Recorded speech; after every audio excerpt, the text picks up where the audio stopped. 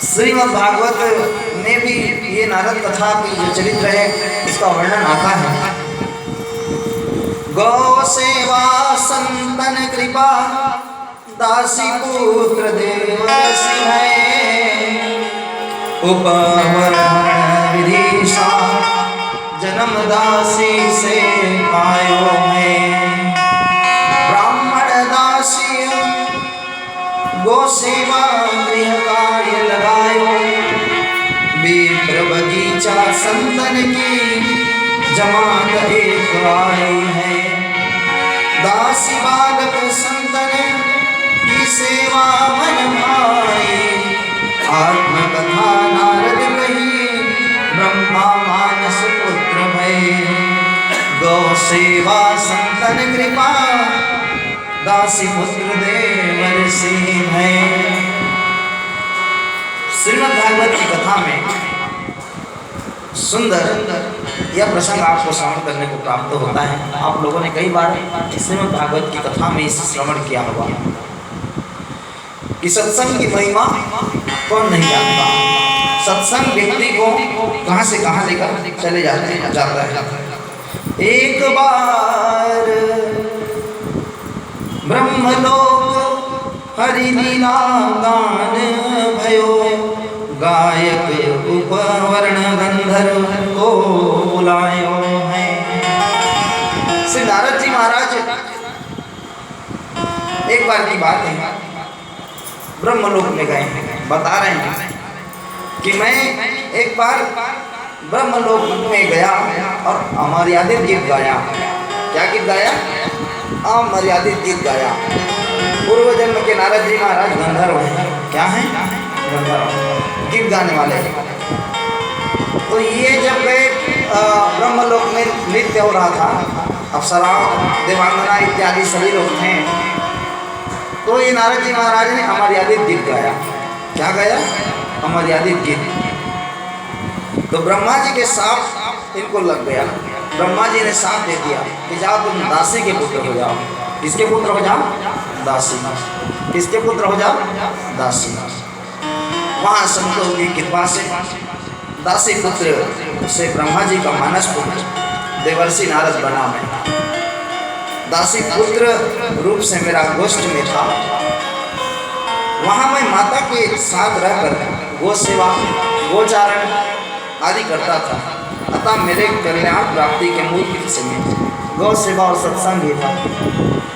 जो इस संसार में व्यक्ति गौ सेवा नहीं करता है, जो सत्संग नहीं करता है, वास्तव में वो मानव नहीं है, फिर वो महामानव है। समझ के चलिए, क्योंकि उससे सहज बातें समझ में नहीं आती। सत्संग में जाने से व्यक्ति के हृदय में हरि प्रकट हो जाते हैं। कौन प्रकट हो जाते हैं? हरि प्रकट हो जाते हैं। श्रीमद् भागवत महापुराण के प्रथम स्कंद में श्री नारद जी महाराज ने अपनी कथा सुनाई है। आपने सुना है कि यही ध्रुव और प्रहलाद के गुरु थे। किसके गुरु थे? ध्रुव और प्रहलाद। इन्होंने ही उनके कान पर मंत्र दिया था, ओम नमो भगवते वासुदेव, ओम नमो भगवते वासुदेव, ओम नमो भगवते वासुदेव। और स्वयं श्रीमन्नारायण जपा है और भगवान को प्राप्त किया है। मैं पहले उपवरण नाम का एक गंधर्व था। क्या था? गंधर्व था। मेरा नाम था उपवरण। क्या था? उपवरण, ऐसा मेरा नाम था। ब्रह्मा जी ने मेरे गायन की प्रशंसा की। बहुत सुंदर गाते हो आप, ऐसा बोला ब्रह्मा जी ने। कैसा बोला? बहुत सुंदर गाते हो आप। तो नारद जी महाराज जो प्रशंसा सुनकर मुझे ब्रह्मलोक में हरि इस गायन के लिए बुलाया कि एक बार हमारे यहाँ भी आकर कार्यक्रम लो नारद जी महाराज करके। गंधर्व के रूप में श्री नारद जी महाराज पूर्व जन्म के। तो इन्होंने उनके यहाँ सुंदर रूप से धार्मिक आयोजन के लिए ब्रह्मा जी के ब्रह्मलोक को गए और वहाँ अभिनय के लिए श्रृंगार कर रही सुंदर सुंदर अप्सराएं थी। अप्सराओं के समीप गए हैं तथा सभा में ग्राम्य गीतों का गायन किया। तो जब ग्राम्य गीतों का गायन कर रहे थे तो ब्रह्मा जी जो थे वो वेदवाणी वाले थे और देवता इत्यादि के जो कथाएं इत्यादि होती हैं इसमें अक्सर भजन गाया जाता है और अक्सर करके व्यर्थ के गीतों को भी ना गाएं जिससे व्यक्ति के चित्त बिगड़ जाए। इसीलिए मैं कहता हूँ कि अगर फिल्मी गीत भी गाते हो तो भगवान श्री ठाकुर जी के गीत, ठाकुर जी का नाम जोड़ लिया करो, इससे भी वो गीत सुधर जाता है। ये मत बोल देना आप भी गाते हैं, क्योंकि मैं गाता हूँ तो मैं ठाकुर जी का नाम जोड़ के गाता हूँ, ठीक है ना। या आप लोग भी जब गाते हैं तो ठाकुर जी के नामों से ही उसका उच्चारण करें। लोक गायन किया श्री नारद जी महाराज ने, क्या किया? लोक गायन। ब्रह्मा जी ने तुरंत जल उठाया और नारद जी को श्राप दे दिया। आपने लोक गायन किया लेकिन अच्छा से नहीं किया, यहाँ सारी स्त्रियाँ भी थी, आपने ऐसा गायन क्यों किया?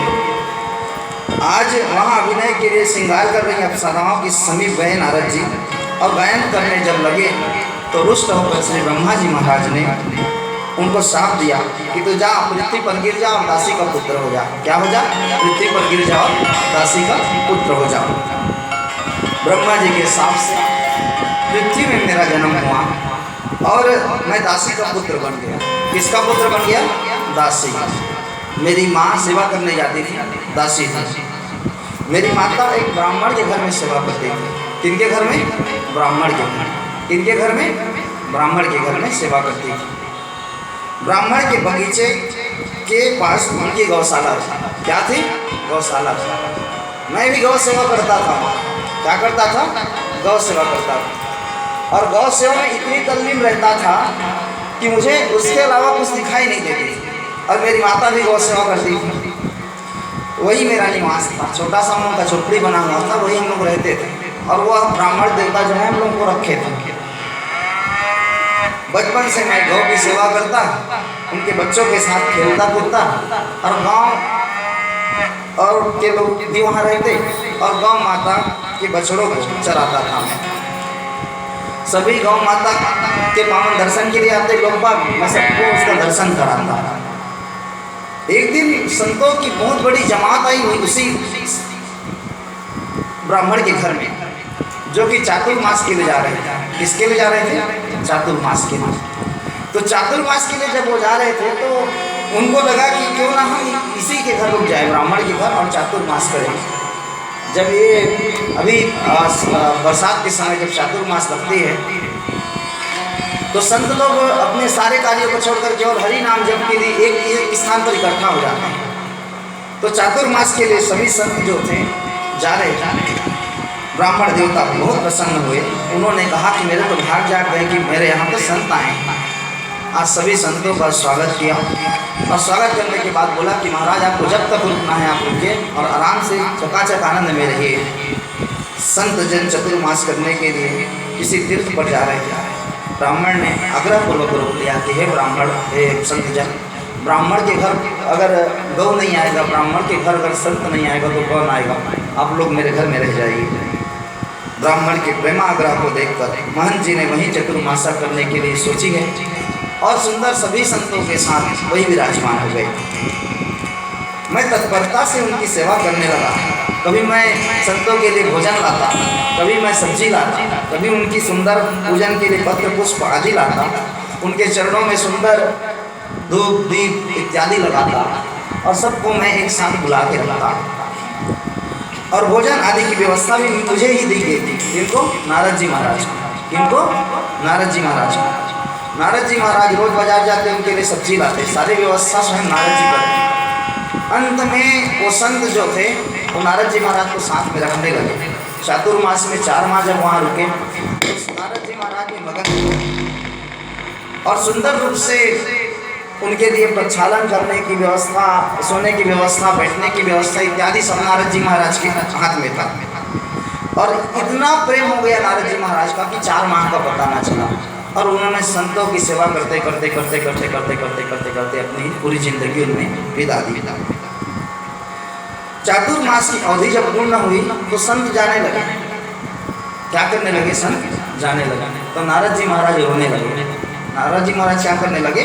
रोने लगे। जो दासी पुत्र थे पूर्व जन्म के, अब रोते रोते रोते रोते रोते रोते रोते रोते रोते रोते इतना रोए, इतना रोए, इतना रोए कि वो भी जाने का जिद करने लगे। संतों ने समझाया, बेटा अगर घर में माता पिता हो तो ऐसा नहीं करते हैं। संतों के साथ जाने की मेरी प्रबल अभिलाषा हो रही थी। मैं साथ चलने के लिए मचल गया था। तब महंत जी ने मुझे समझाया, बेटा तुम्हारी माता वृद्धा है और वृद्ध माता को छोड़कर अगर तुम संत बन जाओगे तो तुम्हारी माता तुम्हें कोसेगी, इसलिए तुम संत मत बनो बेटा, तुम अभी गृहस्थी में बने रहकर माता पिता की सेवा करो, माँ की सेवा करो, फिर उसके बाद तुम संत बन जाना। उन्होंने मुझे मंत्र दिया, दीक्षा दिया और भगवत उपासना समझाई कि मैं किस प्रकार से ठाकुर जी की सेवा करूँ और ठाकुर जी की किस प्रकार सेवा करूँ। इस बात को जब उन्होंने समझाया तो मेरी समझ में आ गई कि वास्तव में ठाकुर की सेवा से बढ़कर कोई नहीं है। तब मैंने सोचा कि आज के बाद केवल मुझे ठाकुर जी की सेवा करनी है। किनकी सेवा करनी है? ठाकुर जी की सेवा करनी है। के घर घर तुलसी ठाकुर सेवा, घर घर तुलसी ठाकुर सेवा, सेवा विष्णु जी को, सेवा विष्णु जी को, आली रे मोहे वृंदावन लागे निको, आली रे मोहे वृंदावन लागे निको, आली रे मोहे वृंदावन लागे निको, आली रे मोहे वृंदावन लागे निको। संत जन तो सभी चले गए घर को छोड़कर, लेकिन मैं रोता रहा, मैं भी जाना चाहता था, मैं भी जाना चाहता था। मेरे मालिक ने कहा कि गौशाला की सेवा करो, मैंने गौशाला की सेवा किया। कुछ दिनों के बाद एक काले नाग पास में आया है और मेरी माँ को डस दिया। किसको डस दिया? मेरी माँ को डस दिया। मेरी माँ की उस काले नाग के डसने पर मृत्यु हो गई। क्या हो गई? मृत्यु हो गई। जब मृत्यु हुई तो मैंने उनका संपूर्ण क्रियाकर्म किया और उसके बाद घर को छोड़कर मैं भगवत भक्ति के लिए निकल पड़ा। तो मुझे मेरे गुरुओं ने एक मंत्र दिया था, श्रीमन नारायण, श्रीमन नारायण। मैंने इसी मंत्र को जपा, श्रीमन नारायण नारायण नारायण, श्रीमन नारायण नारायण श्रीमन नारायण नारायण नारायण, श्रीमन नारायण नारायण नारायण, भजमन नारायण नारायण नारायण, भजमन नारायण नारायण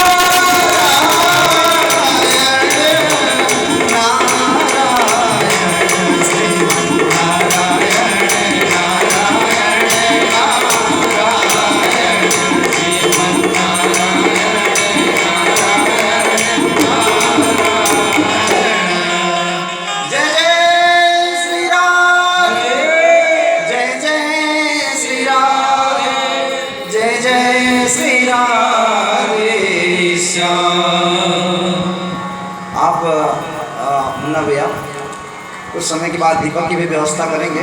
गुरु जी अभी 9 दिन तक के लिए अशुद्धता में चल रहे हैं, तो ये सारी व्यवस्था आप भी अभी देखेंगे और थोड़ा जल्दी आकर देख लेंगे, प्रसादी की व्यवस्था भी देख लेंगे। बोले से ठाकुर जी महाराज की